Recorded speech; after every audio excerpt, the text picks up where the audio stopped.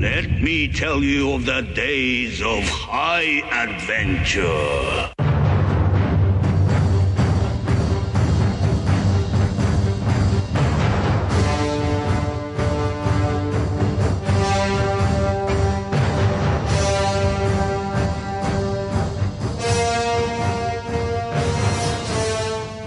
Hey everybody, I'm John. And I'm Kevin. And this is 6 Degrees of Schwarzenegger, the podcast where we take a long, hard look at some of our favorite action movies from the era of Schwarzenegger. He's the icon of the genre. Yeah. And we're taking a deep dive into some of these 80s and 90s cult action movies and breaking them all the way down.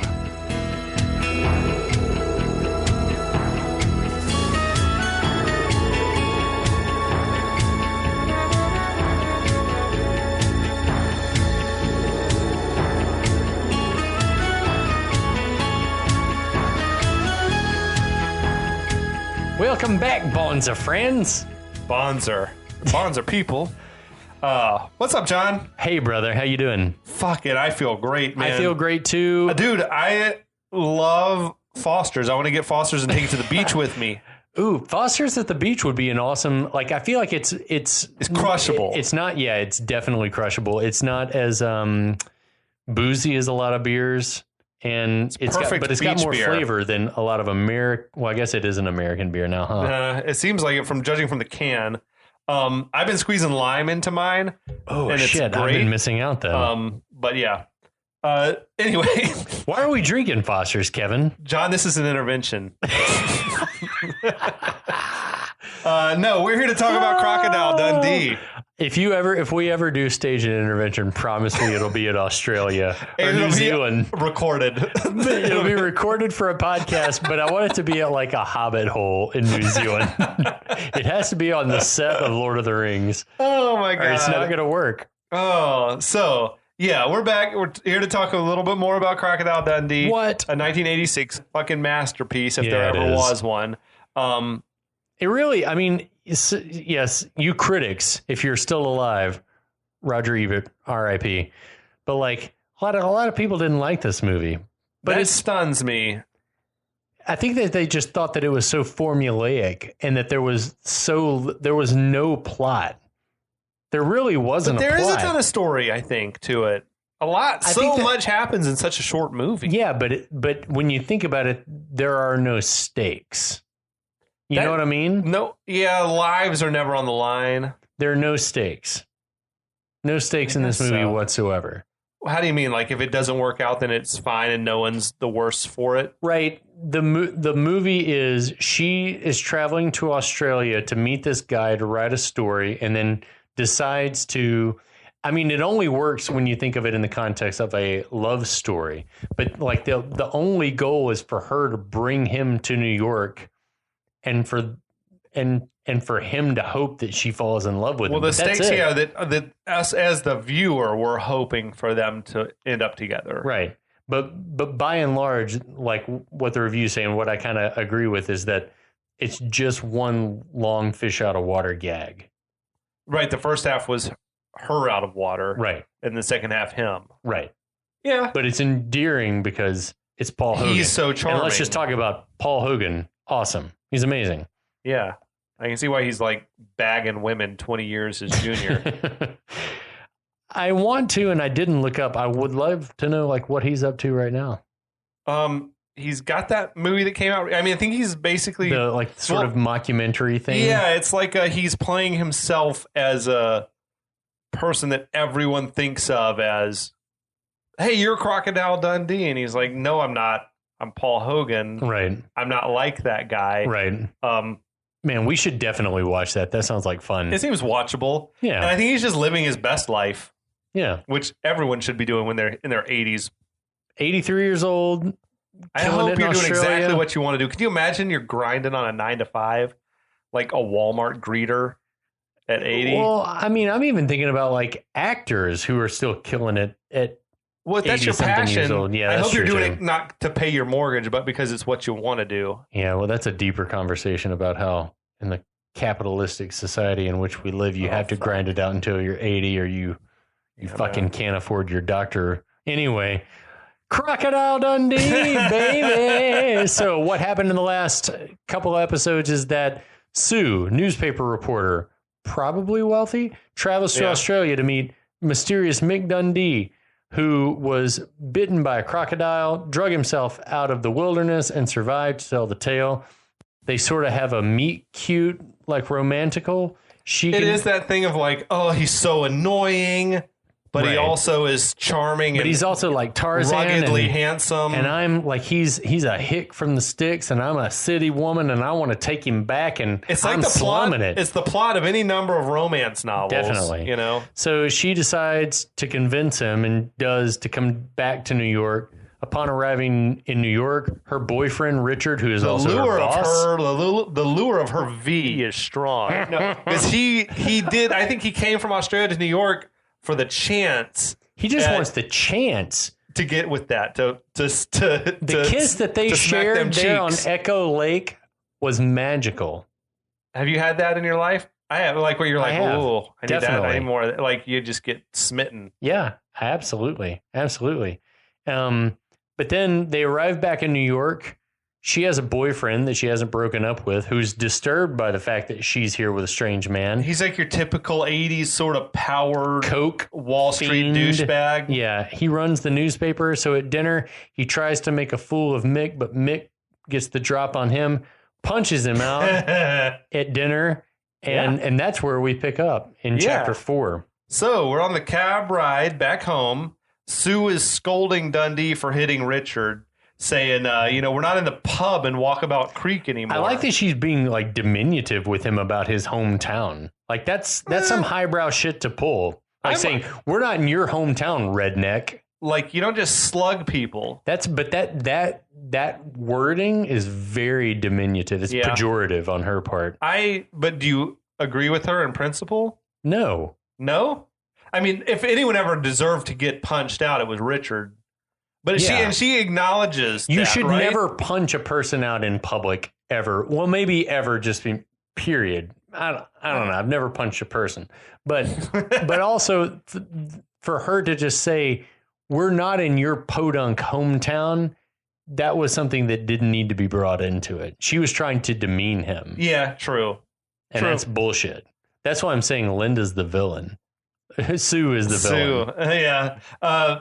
They're passing through like 1986 Times Square Broadway area. Mm-hmm. They looked like they were still the remnants of like some porno theaters and stuff. You see there. Like cats in the background. There was a movie theater that was playing Jagged Edge and a movie called Maxie, which I've never heard of before, but was out in theaters in 85. Right. So Dundee is saying, "You're not serious about this, lemon." And I like that. Butt out, Dundee. Like, yikes. He's, hey, call a spade. And she defends him, Richard, that is, says he's had too much to drink, but he's a warm and caring guy. Okay. And she loves him, she says. And I love him, she ends with. She's trying to convince herself. Do you now... Agreed. Tell me this, debate. Do you think, does booze make you not behave like yourself, or does it bring out your true colors? Both. Okay. Absolutely. Expound. Both. I think that whatever is happening in your mental space at that moment can be amplified. Yeah. So if you're feeling especially like affable, amiable, that it amplifies that. You can be extra happy or extra sad. If on the other hand, if you're feeling super vulnerable, irritable, hateful, that it can amplify that. I will say from my experience, like I've never been drunk and said something that wasn't what was in my heart. Right. So I think it like can remove the filter. Maybe, for better or for worse. Exactly. Yeah, exactly. So I don't think you can say like he's drunk and that's why he was being the biggest asshole on the planet. It's like for that to be in you at all, like then it makes you think that being sober helps you keep a lid on that. Right. I think in this case, it was meant to amplify the fact that this guy's just because in the cold open, you don't get the idea that the guy's an asshole. But then for the rest of the whole movie, he might have been a little controlling from the get-go. You were supposed to be back here a week ago. Yeah, like he might want a woman who he can keep. I don't know. Agreed. No, totally agree. Yeah. I do but we press on. At this moment, Richard thinks it's the perfect time to puke in the cab. To interrupt to say he needs to throw up, which there was a great moment where Dundee looks, satisfied, and Sue was like, "Jesus." Yeah, it's a good laugh moment. Yeah, it is. So they pull up to somebody's like pimp ass brownstone. Do you think that's Sue's place or Richard's? She said earlier in the movie that she lived downtown. There are no brownstones downtown. That's Richard's spot. It must have been Upper East Side, Upper West Side. It would have had to have been like the upper part of Manhattan for them to live in a brownstone. That was Mac Daddy, that house. Yeah, badass. So Sue tells Dundee, rest up because we got a big day tomorrow.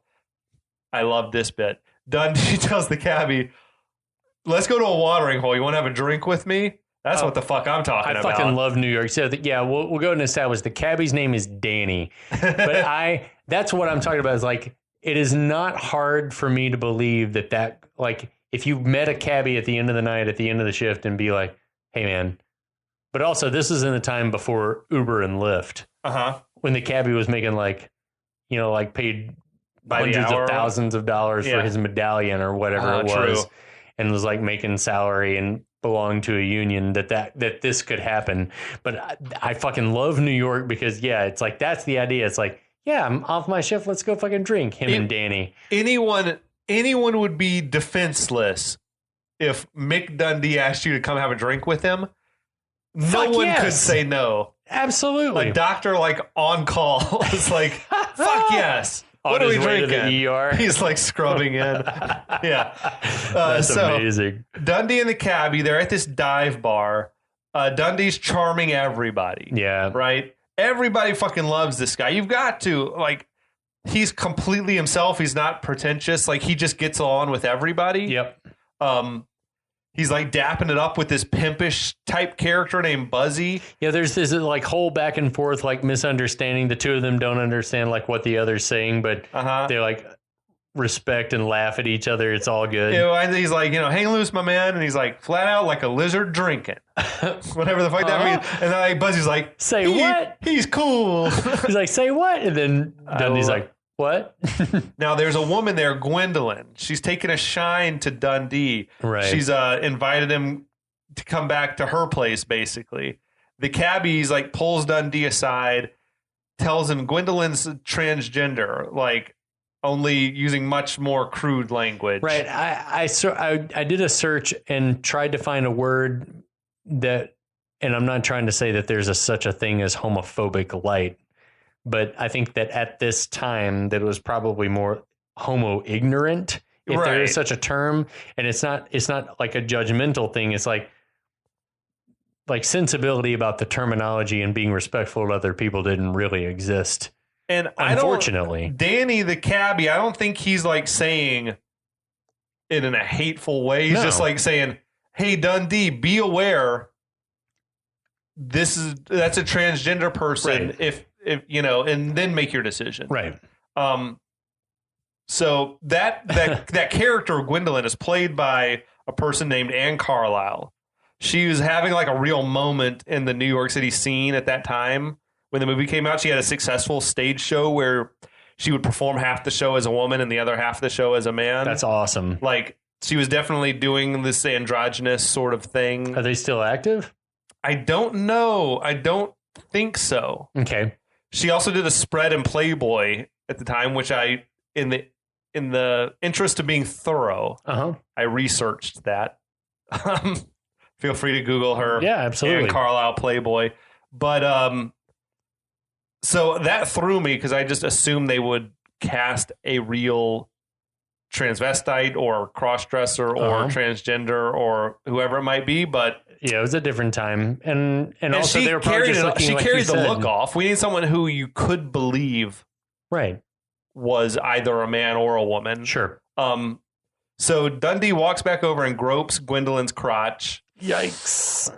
Can't do that here. She runs out in terror, justifiably. Yeah. The victim of a sexual assault. Yeah. I mean, like, that's not okay anywhere. It's not okay. I don't think it's even excusable in 86. It's not meant maliciously, but again, that's giving lots of credit to someone who's an adult.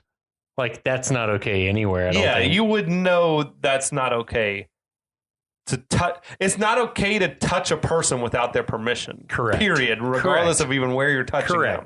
So, Dundee is shocked that the cabbie was right. Yeah, Danny, you're right. The rest of the bar goers there find it hilarious. Yeah, he's like, you all knew it, you bastards. This is the scene that's like big time problematic for the movie. Agreed.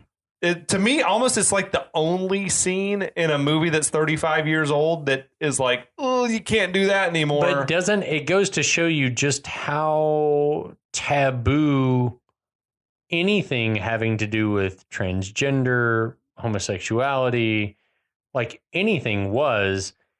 And though the world has a shameful far way to go to catch up, it's like, it's good now that we can look back at it and be like, yeah, that's not great. That was not good. No, it's not cool. You have to be willing to like grow with the times and progress. Yeah. Crocodile Dundee. Well, and I think it's a learning moment. Totally.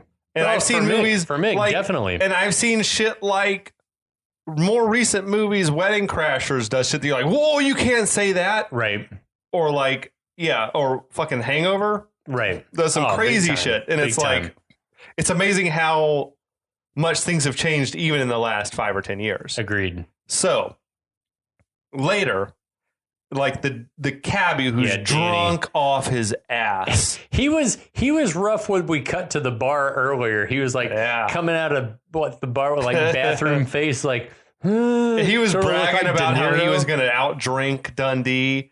I don't think so. Do you think that Dundee's been drinking as much as Danny has all night? Oh yeah, I think he's got the supernatural like ability to process that shit. He's got that super liver. So now, Danny is so drunk he doesn't know where he parked the cab. He goes off looking for it. That's a rough feeling. The cross street there was Avenue B. I saw that. Which is like that's East Village neighborhood, which makes sense. Like a cool neighborhood, all sorts of just all different kinds of people. Random people, yeah. It's those are the people you want to hang out with. Some of the artsier neighborhoods in Atlanta, like Little Five or something. It's like just any type of person might walk in. Awesome. Now, Dundee spots a couple of hookers there. They're giving him the eye. This is Simone and Carla. Hey, girls. I always had a thing for Carla, too. The blonde. She was like super cute. They both had it going on for like hookers. Yeah. I mean, I think Simone had like a big sort of like curly wig on. Yeah, curly black wig. Right. And then Carla had like a curly blonde. They both looked like they'd be in the cast of Chicago or something to me. Yeah, they were like it was Jamie Lee Curtis in Trading Places type hooker. Yes. We're like, this is too good to be true. Right. Like, people don't look this good. Yeah, not hookers. So not outside of Vegas, I guess, or whatever. So. And to all the New York hookers listening, well, they have to be high-end girls. We've never been to the East Village on a Friday night at 2 a.m. I don't think the high-end girls aren't hanging out on the corner. Right. So Dundee naively goes over. He tries to chat him up. One of them, Carla, recognizes him from the paper.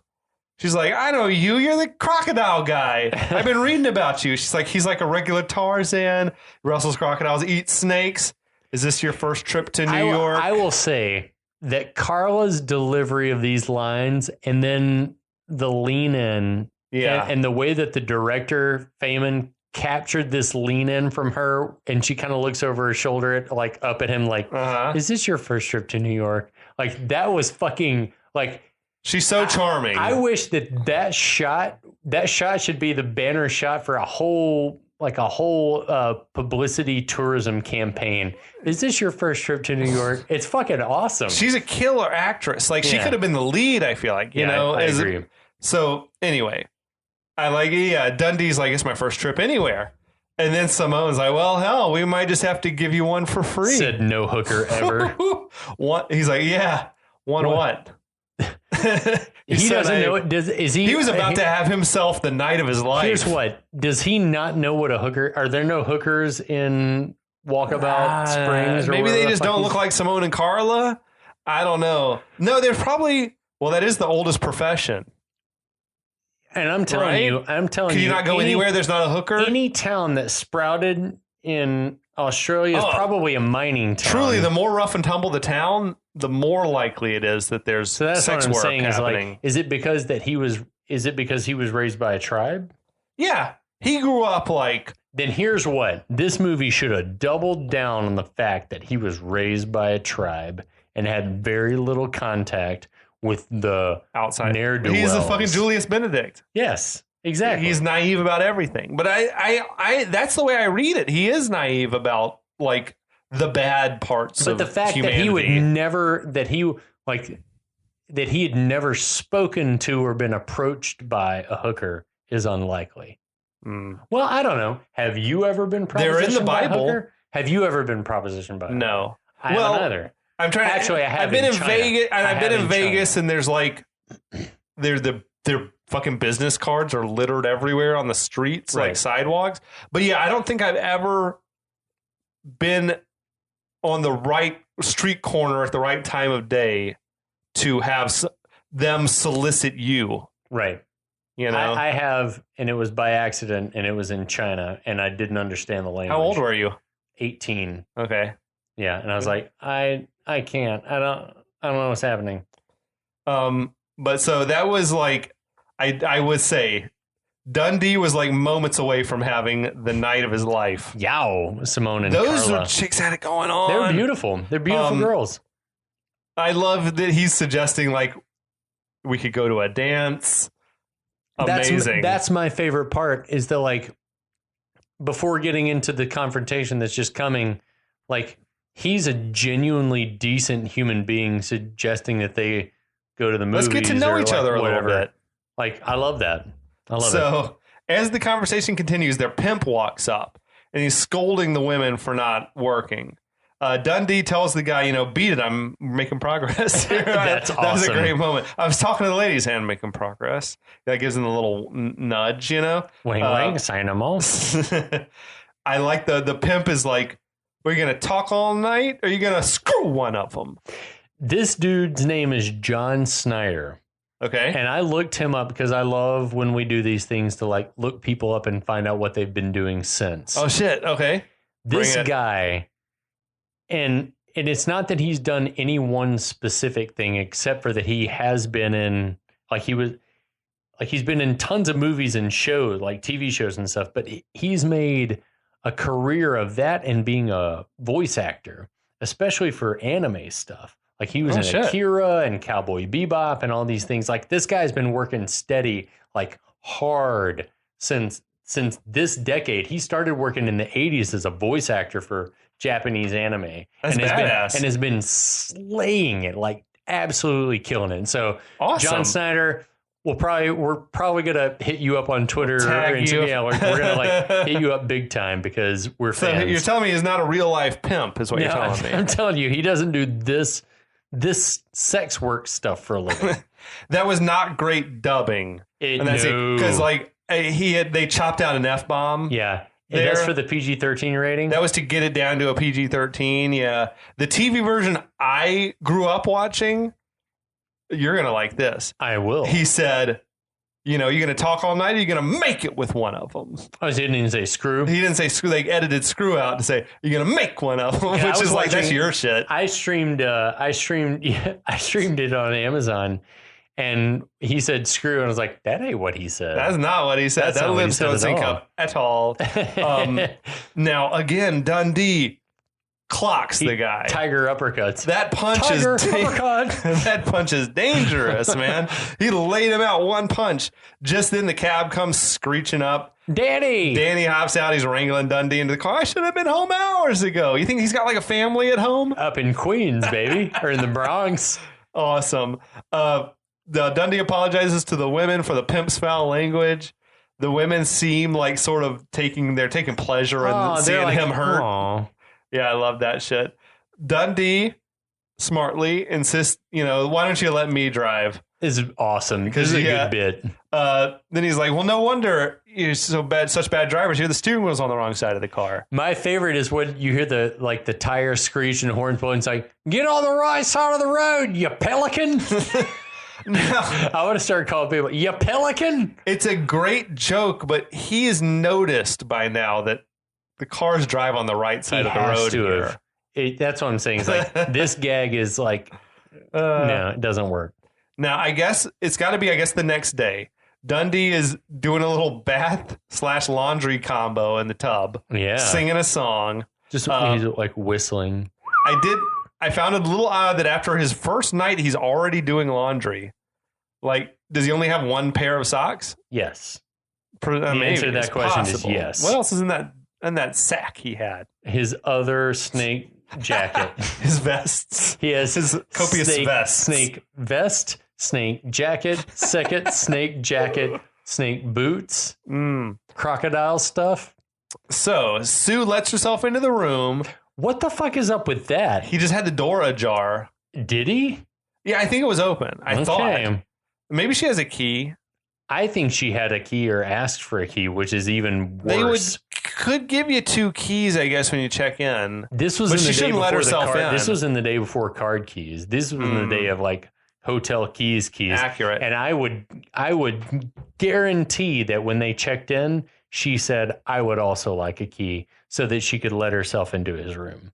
Because I feel like he becomes a liability for the paper and they have to be able to. If something bad happens. If he coked overdosed. Yeah, exactly. The OD. Day one. Yeah.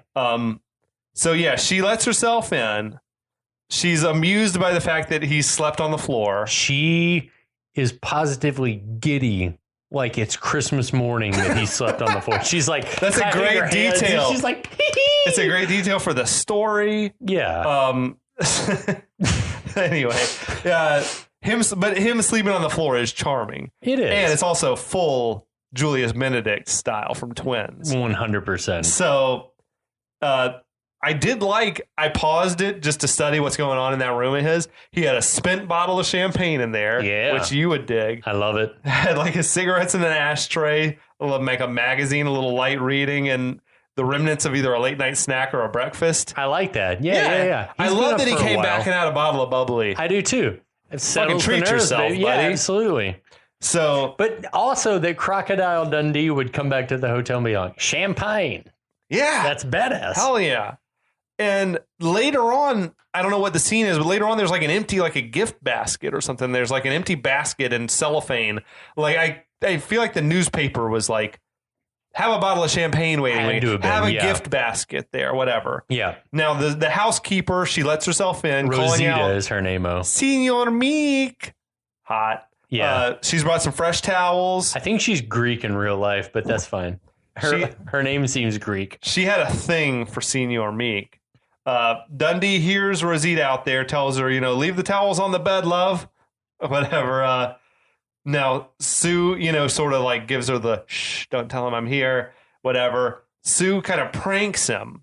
She feigns a sexual advance from the housekeeper. Can we just talk again, like, what game is Sue playing? I don't know, man. She knows exactly. Sue has a steady boyfriend who she loves. I told you this in great detail in the cab last night.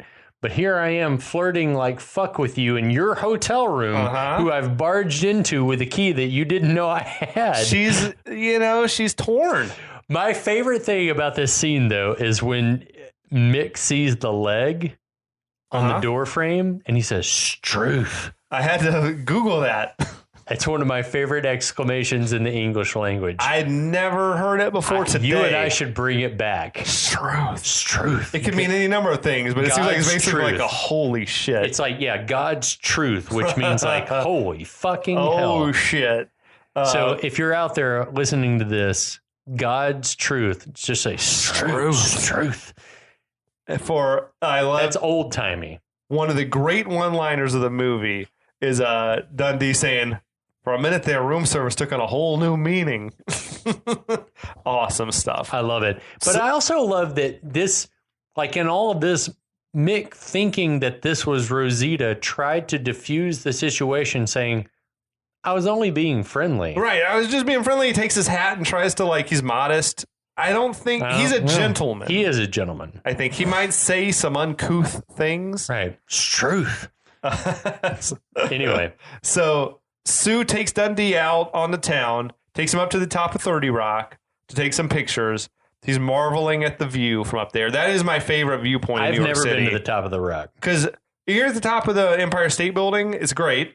But you can't see the Empire State Building. Right. From the top of 30 Rock, you can see Empire State Building. You know, and that day you could see the Trade Center downtown. Today was, as I was watching that scene, was the first time that I realized I've never been to the top of the Rock. It's amazing. Yeah, it's great. Looking at that view, and now it's even more poignant because the Twin Towers off in the distance in that shot are no longer there. I mean, it's breathtaking. Yeah, so next time you're up there, check it out. I will for sure. Great little tour.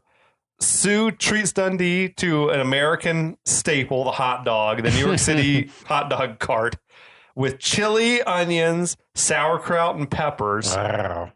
He's like, you eat that? She's like, well, you know, you can live on it, but it tastes like shit. Oh, sweet making jokes. The dude running the cart like threw her a little side eye when she said that, which is correct to do. I don't know about the chili and sauerkraut combo. I love both Put of those things. Put it all on together? Yeah. Okay. You're going to get the sour cutting into the chili. It's good. But yeah, that was a fucking great moment. Anyway, they continue to take in the sights. A lot of this shit, I must say. And this is that buddy cop music from earlier, too. It's like, oh my God, it sounds like we're Teenage Mutant Ninja Turtles, but it's fine. Oh, fuck. It does sound like the Teenage Mutant Ninja Turtles, but it came first. Yeah, it did. Also, I got to say, a lot of this stuff had a striking similarity to like what we see later in Twins. Yes, all of it does. The sampling the local food. You know, you're watching people get strange haircuts. I love it. Yeah, they stop to watch a guy getting a mohawk at a barbershop, which for some reason has drawn an entire crowd. Big ass crowd. Why is there a crowd watching this guy get a haircut? Mohawks had been around. Right. That's what I'm saying. It's like, why is everyone like, oh my God, can you believe it's this? It's like a free show. Boo. Now a purse snatcher comes by, grabs some woman's bag, runs off. Somebody drops their bag of groceries and spills out. Somebody, they drop their groceries. Dundee picks up a loose can. And like Eli Manning, fucker heaves it long distance, like brains that bandit with the can from probably 100 feet away. The crowd goes wild. Dude, that shit would fuck you up. Getting hit by a can. That's like that big can of like Campbell's tomato. And it's like split pea shit. Yeah, Sue standing there watching gets a massive lady boner though. It's weird. Everybody's just standing around watching. Like no one tried to grab the guy or stop him. Everyone's like, it's a round of applause. Well, it's like it reminded me watching this scene that maybe the people that wrote Teenage Mutant Ninja Turtles, which maybe we should do because I think it'd be fun as shit to do it. Yeah, it'd be awesome. Like the scene where Raph trips the purse grabber and like the guy looks up and he opens his coat and points to his side.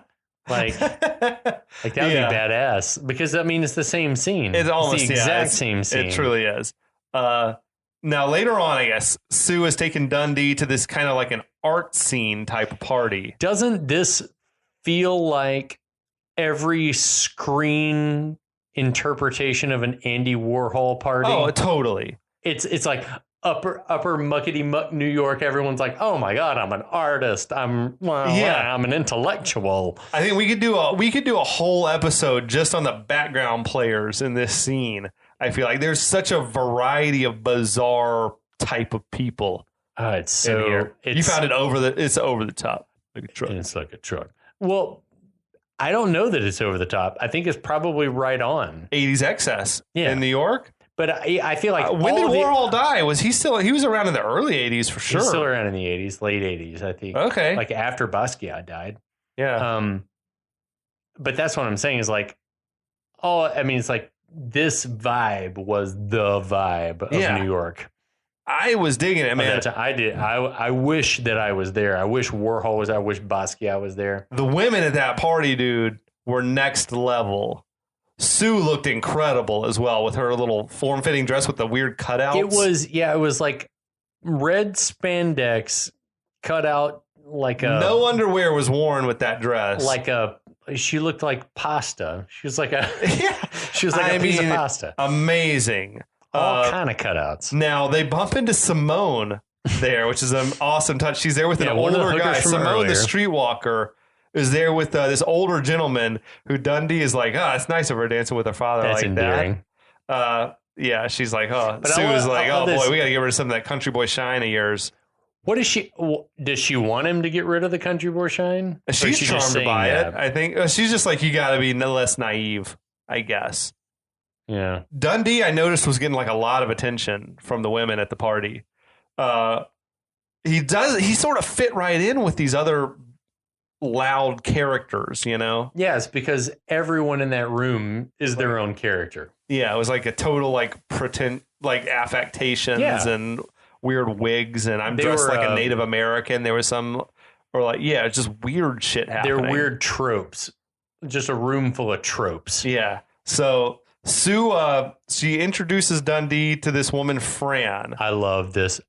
This scene has been burned in my mind for my entire life. Is this older lady?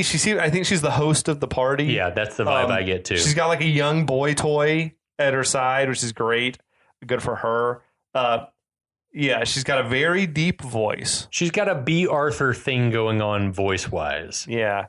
So Dundee leans in and gropes her crotch. Not okay. You still can't do it. Dundee, having confirmed that Fran's got female genitalia, he says he's pleased to meet her. Ugh. Sue's like mortified. It's okay. He's Australian. And Fran says, maybe I'd better go there someday. Get it, Fran? She was into it. Yeah, I'm telling you, man. You just can't do that, though. No. As they continue to mingle, Sue like gives Dundee sort of a "what the fuck are you doing?" look, and Dundee's like, "I'm just making sure." Making sure, what does it matter? Someone's got to tell him you can't do that. But also, what does it matter? Yeah, she wasn't propositioning him. It's extra weird. Yeah. With Gwendoline, he had some skin in the game. Right. This is just like, I meet a random stranger. I got to know if they're biologically, what is going on between their legs. I got to know. There are rules of decency, and the first of which is it doesn't matter what anyone's sexual orientation or preference or identification is, Mick Dundee. But this was 1986, and Paul Hogan. It was a different time, and he's his character. He's playing the uber naive. He is playing Peter Pan. He is Australian Peter Pan. It's like I don't know what to think. He doesn't know what's going on. But thank God for Sue being there to like tell him like she didn't though. Yeah, she didn't. That's also she true. Should have been like, dude, don't touch anyone unless they ask you to touch them. Like that's rule number one. That's a good rule to teach any child at age 5. Like, don't touch anyone if they haven't encouraged you to touch them. So Sue disappears to go get him some drinks. No one needs more drinks. Everyone's had enough. Dundee starts to roll himself a cigarette, which is fucking a swaggerish move. It's badass. As he's surveying this party scene. Now, this woman who was smoking hot comes up and takes a long drag off his cigarette. She's got like a pixie dream girl thing going on. She's got like a wig on. She had that sort of, it was like this white wig. It was like a Sia, the musician, like Sia vibe. Yeah. She's like, that's good shit. Does that woman not smoke weed? Because there's no way to confuse weed from a rolled cigarette at all. Or so I've heard. I think she's so wasted that she's just Australian tobacco or whatever he's smoking tastes like I'm weed. sure that fresh tobacco rolled without all the preservatives probably does have a different taste. Yeah. But I still wouldn't think it tastes like weed. It's enough to confuse the two. Yeah. But she's also probably so fucking high. She's on acid. She is. She's eating a bunch of shrooms. And she's out of her mind. Yeah, but yeah.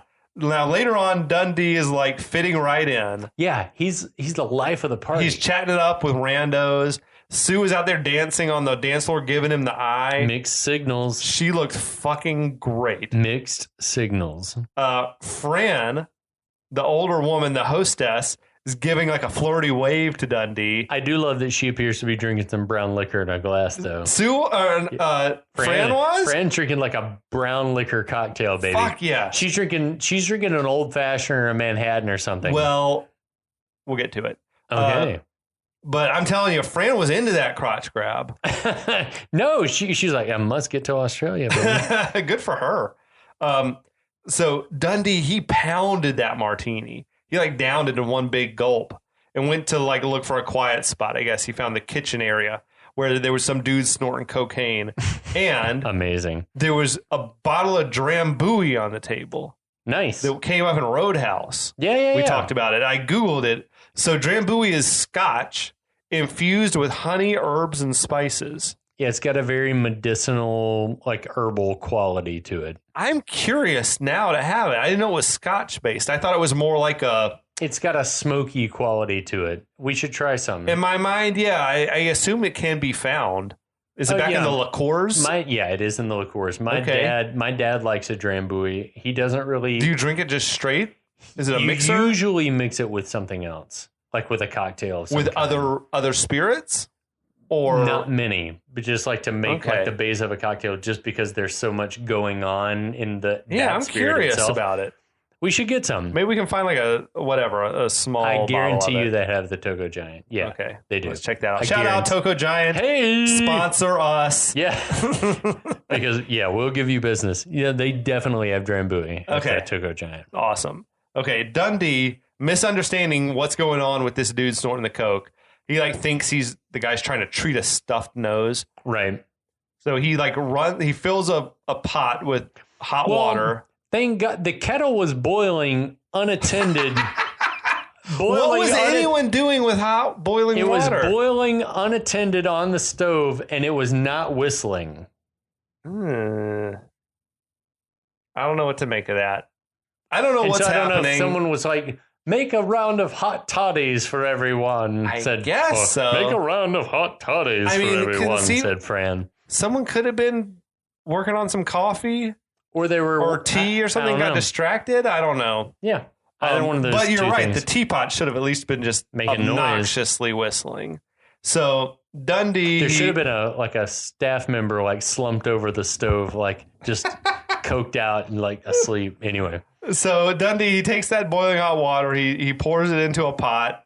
He takes this man's entire stash. Like a whole file full. Yeah. Empties it in there. He tells the man, lean over it. It's like steaming up. He's like, take big, deep breaths. He throws the towel over the guy's head, tells him, like 10 minutes of this, you'll be clear as a bell. Oh, my God. Sue leads him away, tells him, you just like wrecked all that dude's cocaine. Dundee doesn't even know what that is. Sue tries to explain like the concept of getting high. Huh?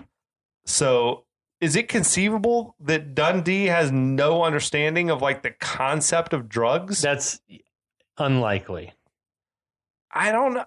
It's how sheltered were you? Julius Benedict. Does Julius Benedict know about drugs? Yes, because he reads shit. He researches. You don't think that any of the guys in Walkabout Springs are bringing like low grade shit? Their into meth the village heads are like shooting heroin and shit. Definitely. But somehow Dundee doesn't seem to get it. He would know what drugs are. Okay.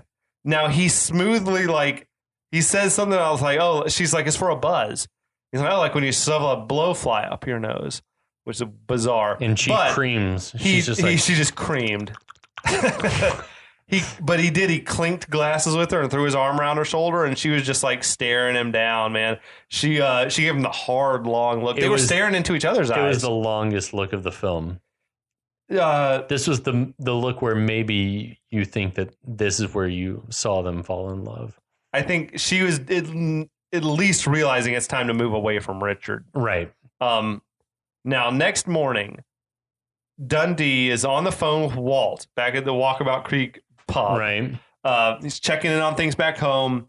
Donk grabs the phone, tells Dundee, get stuffed. Love it. Love that dude's voice. Donk's voice is awesome. Yeah, he's great. Walt is asking, how are you getting on in New York? Dundee tells him, "These bonds are people.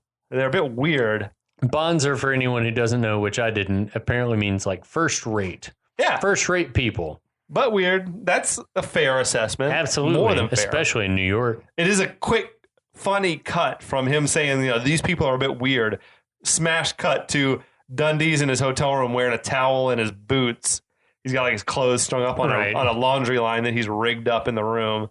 He's got his knife stuck in the wall to set up the laundry line from. I need to see how Dundee was living back in Walkabout Creek. I do too. Like, what the fuck are you used to, man? I feel like they show his shack in part 2. But I was watching it today, and he said, like, that's his holiday house. Like, I haven't been here in a long time. Like, when he's living out in the bush, I guess he stays there. But I don't think it's his every night home. But I'm curious as hell how he's living. Is he sleeping on the floor, I guess, somewhere? He must be, yeah. We're camping out under the stars, man. There's worse ways to live. Absolutely.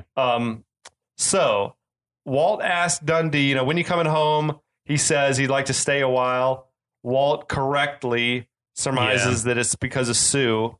Now, Dundee says, well, for starters, she's a better kisser than Donk. But at this point, at least in the movie, they haven't kissed since before they left from Australia. I almost got the impression that scene where they were staring into each other's eyes, we're supposed to... There might have been a kiss that got edited out there. I wondered that. Is like... The scene seemed to cut short to me. Is he hanging on to the moment of, like, where they kissed by Echo Lake, or has something happened while he's been in New York? I think they filmed something happening at that party. Okay. But I think they cut it out so that we're supposed to think that nothing has happened since Echo Lake. Gotcha. But it's weird now for him to be coming clean about kissing her when previously in the immediate aftermath, he's played it down. Well, now we're separated by phone lines and scruples. So Walt tells him, keep in touch. He hangs up.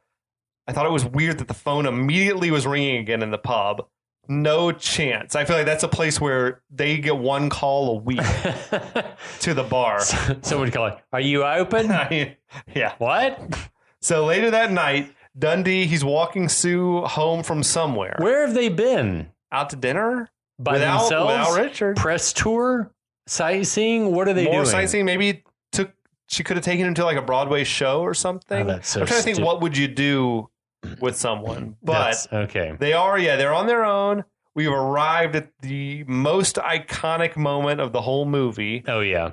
Big time. Young fella walks up, asks if he can get a light, which Dundee politely agrees. Dude's rocking like some Michael Jackson fashion. Like Thriller. He looks like Thriller. Yeah. 100%. Guy pulls out a switchblade. And several other young ruffians materialize at the same time. It's like a gang. He's like, "And your wallet." And then Sue is encouraging Mick, like, "Mick, give him your wallet." And he's like, What for? He's got a knife. That's not a knife. Whoosh. That's a knife. Is it like everyone's uncle, everyone's dad quoted that line for 20 years? I'm sure if there's like the AFI list of best movie lines, it's in there. That's a knife. Yeah.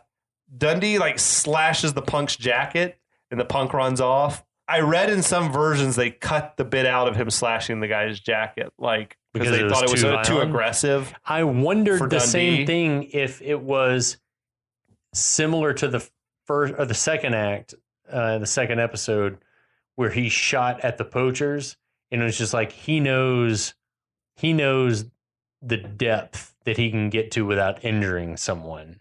Oh, I'm sure that he knows exactly. That knife is an extension of his body. And so that's what this scene reminded me of, is when he was shooting at the guys, he knew exactly where he could shoot and do what. Yeah. And so this scene was like, I know I can do this and fuck you up and you're going to run away and it's not going to hurt you. I never got the impression that he meant that guy any physical harm. Right. He's just like scaring him off. Right.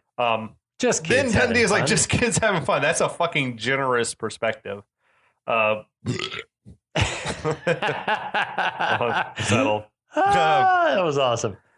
Then, Dundee's asking Sue, "Are you all right?" And she's like, "I'm always all right when I'm with you, Dundee." She's like, God, what was that noise? What was that? That was What does that me mean? like snoring at her. This is like, God, that sounds corny. Yeah, Why do it you always does. make me feel like Jane in the Tarzan comics? Because you keep bringing it up. And Dundee sort of thumps his chest and gives a little Tarzan yell. It's a nice moment. She moves in for like the passionate. She is straight thirsty. For sure. She's like, oh my God, how long can I take to get over to you to kiss you? That was the real deal kiss. Like, Sue has got herself a problem. Yeah, she is two-timing Sue at this point, like big time. We've spoken. Now, we can't just move on from this scene. Like, we've spoken about movies past. Yeah. That there's a scene that feels like the whole movie revolves around this scene. Right. But, like, this is next the Ellis level. Scene? The Ellis scene, the meatball subs. But this Utah, give me two. Give me two. This shit though is next level. Like the give me that's not a knife. Yeah, That's like there's not too many examples of movies where the scene is so iconic that people who have never seen the movie before know that scene, or they know what line that movie's from. Well, let me ask you a question. Bring it. If we were to poll a few 18 to 28-year-olds, would they know what that line comes from? Or would they recognize the line? The 18-year-olds recognize it. Like, I've heard that before. Sure. I'm just saying, would they recognize it? I've heard someone say that. Would you think that they recognize that line? Because it was ubiquitous when we were kids. I think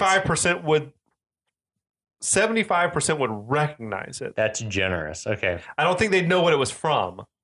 But people in the 28 to 48 age group, I would say probably about 90% plus know what that's from. It's like the I am your father type shit where you're like, I never seen Star Wars, but I know that is a line from Star Wars. I'm going to teach my kids that line. Or like there's no place like home type shit. Oh man, thinking about a generation of children that have never seen Wizard of Oz, or Sound of Music. I feel like there's people still watch that. Man, I hope so. Yeah. Because so many kids they don't watch TV. They don't watch TV. They don't watch TMC. It's not on YouTube. Where yeah, exactly. If it's not on YouTube, are they watching it? And so that's my fear is that as hard as people like George Lucas, God love him for both preserving and destroying film, has fought for the preservation of film.